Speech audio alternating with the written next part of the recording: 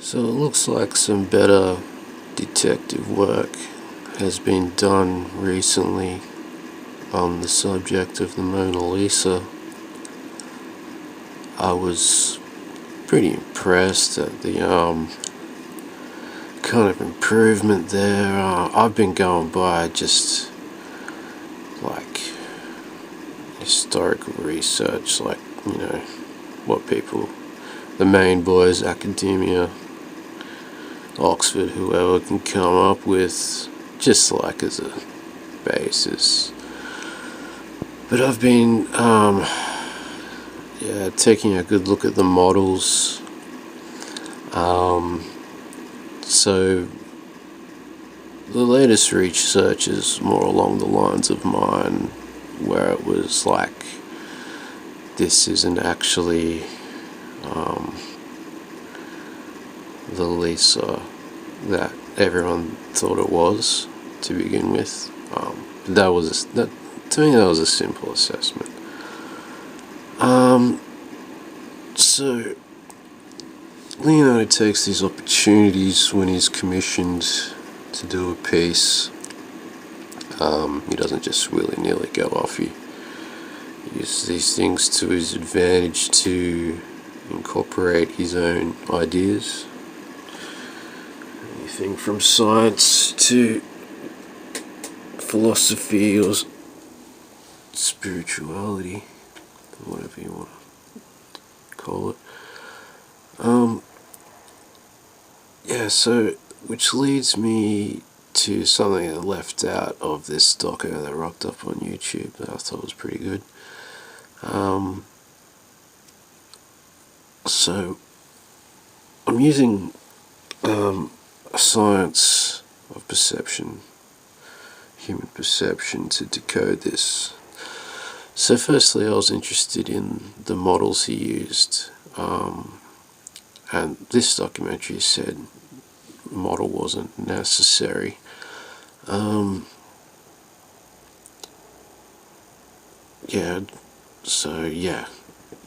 Maybe not necessarily modelled on Lisa, the original Lisa, but they have found, when they do those facial reconstructions with all these precise mathematical points or whatever on the face, it shows Leonardo has used himself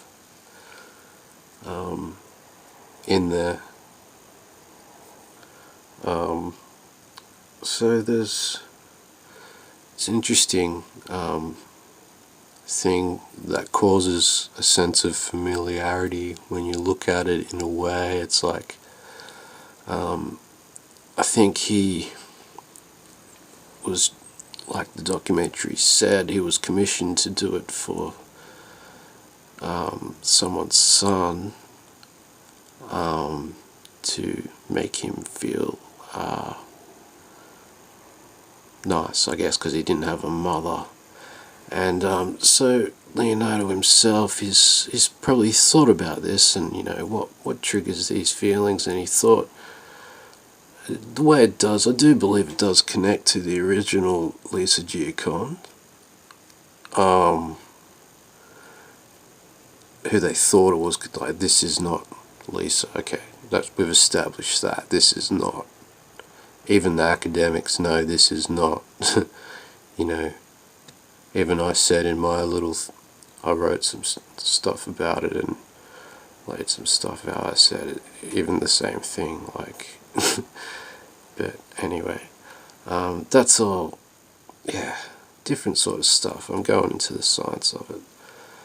So Da Vinci, an original meeting triggered his own investigations into perception, and triggers like a sense of deja vu, which modern science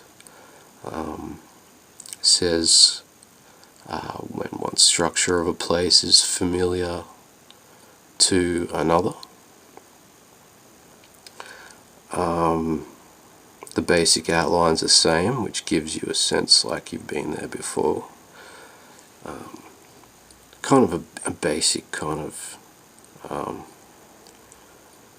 mental process or whatever, but I've extended this to like even an infant, it probably knows, like, maybe not the details, but some basic main structures of their mother's face to recognize that. And I believe it goes even deeper to the subconscious, where the meeting of Lisa, the original one, or just, this random person that he met, caused a sense of this familiarity, gave him deja vu, which he always kept in his mind, and led him to other things. But so in modern science, we're going to look at probably a lot of Donald Hoffman's work into the science of perception, and we're going into the war of interfaces, as he describes. So, been comparing like Da Vinci's like encryptions or any sort of code he's using to the kind of stuff that's encoded in this particular tomb of Tutankhamun, because it seems to be a match with all these basic kind of fundamental things from when it comes to bloodlines and all this stuff that people are on about, and hidden codes, like more so genetics, and this is where it comes into a trickery of this deja vu that Da Vinci experienced due to the way this person looks. But we're going to see, like, this sense of familiarity could have caused an attraction, but it's meant to do that while the inside of this person is not, like, consciousness, awareness, soul, whatever, is not his match. So seeing a deception, like, and I've been analysing nature, deception in nature, and that's where we're going into the world of interfaces, what's really guiding us in our genetics, things hidden in there. And this, I've described in other videos how this shows natural systems, and I will outline more how this, I have already, but I might do it a bit more, how, this also describes the war of interfaces. Okay, so I think that's it. Like, I was going to do some more science, how 666 relates more, also has a relationship in our genetic code. It's going to get more sciencey on that, but I thought I've already kind of done that, and in a way I've already kind of done this too, but I want to, like, one of the original subjects I wanted to get into and lay out, I've already kind of said, was perception.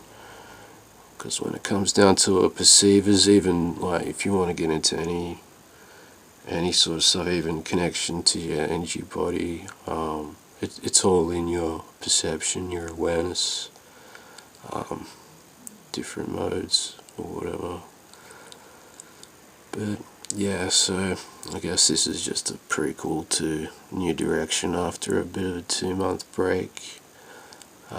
Definitely going deeper into perception, war of interfaces, things in the animal kingdom that we see creeping into the human world.